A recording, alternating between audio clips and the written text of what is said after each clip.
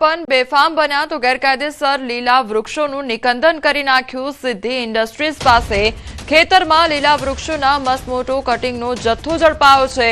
બે આઈસર અને ટ્રેક્ટરોથી કાપેલા લાકડા સગેવગે કરવાનું કૌભાંડ અને પ્રકૃતિ પ્રેમીએ ફોન કરતા વહીવટીતંત્ર દોડતું થયું હતું। અધિકારીઓએ એકબીજાને ખોપણ આપી જવાબદારીમાંથી છટકવાની કોશિશ કરી તો વૃક્ષો વાવો પ્રકૃતિ બચાવોના સૂત્રનો ભ્રષ્ટ તંત્રએ દાટ વાળ્યો છે। વૃક્ષોના જતન અને જાળવણીમાં વહીવટીતંત્ર સદંતર નિષ્ફળ નીવડ્યું ત્યારે મોડે જિલ્લા વિકાસ અધિકારીએ માફિયાઓ વિરુદ્ધ કાર્યવાહી કરી છે। 60 થી 70 જેટલા મસમોટા વૃક્ષોના કટિંગનો જથ્થો મામલતદારે કબજે કર્યો તો લાકડા ક્યાંથી લાવ્યા અને ક્યાં લઈ જવાના હતા તે દિશામાં તપાસ શરૂ કરી વાઘોડિયામાં ચાલતા લીલા વૃક્ષોના કટિંગના ગોરખ ધંધામાં સંકળાયેલા માફિયાઓમાં ફફડાટ પણ ફેલાયો છે। સંવાદદાતા હાર્દિક અમારી સાથે જોડાઈ ગયા છે। હાર્દિક, જે લીલા લાકડા હતા તેને કાપવાનું જે કામ છે તે કરવામાં આવી રહ્યું હતું, આખરે શું તપાસ ચાલી રહી છે? બિલકુલથી જો વડોદરા ગ્રામ્ય પંથકની વાત કરવામાં આવે તો આ પ્રકારના માફિયાઓ અને જિલ્લા પંચાયતના કેટલાક ભ્રષ્ટ અધિકારીઓ જે છે તે વડોદરા ગ્રામ્ય વિસ્તારને બોડી બામણીનું ખેતર સમજી બેઠા છે। એના કારણે જ આ પ્રકારની ઘટનાઓ જે છે તે વારંવાર વડોદરા ગ્રામ્ય વિસ્તારમાંથી સામે આવતી હોય છે। આ વાઘોડિયા તાલુકાની આ ઘટના છે।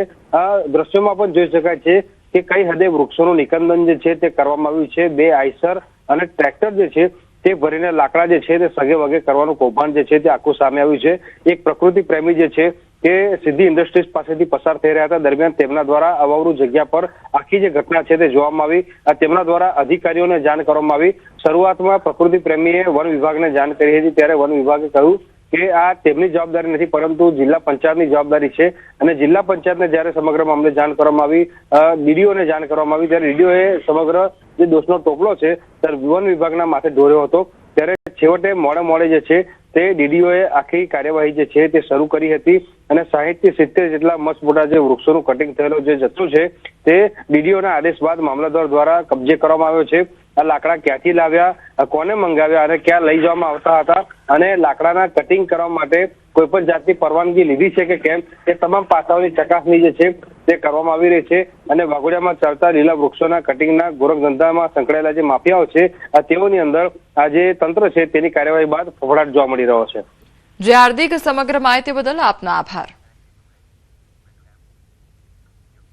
સાબરકાંઠાના પોશીનાના સોનગઢ ફળીમાંથી 1 કરોડ 13 લાખ રૂપિયાની કિંમતના ગાંજાના છોડ ઝડપાયા છે તો યુવક હાથા ડાભીએ ઘર નજીકના ખેતરમાં ગાંજાનું વાવેતર કર્યું હતું।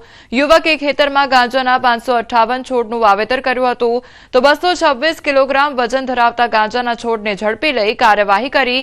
એસપી 1 પીઆઈ અને 2 પીએસઆઈ સહિત પોલીસ કાફલો ડ્રોન સાથે મોકલી દરોડો પાડ્યો હતો ત્યારે 1.13 કરોડ રૂપિયાની કિંમતના ગાંજાના જથ્થા સાથે આરોપી યુવકની ધરપકડ કરવામાં આવી છે।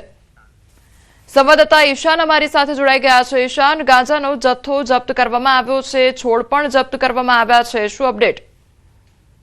કોમલ, ચોક્કસ કે પોચીનાના સોનગઢ ફળીમાંથી 1 કરોડ 13 લાખ જેટલી કિંમતનો ગાંજાના છોડ ઝડપાયા છે। નોંધનીય છે કે એસઓજી ને બાતમી મળી હતી, એસઓજી ને સ્થાનિક પોલીસ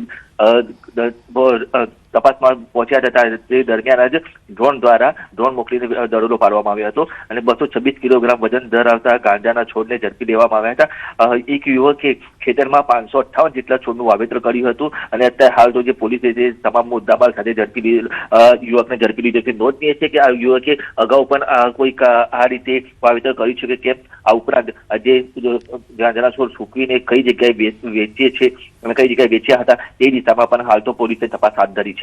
જી કોમલ। જી ઈશાન, સમગ્ર માહિતી બદલ આપનો આભાર।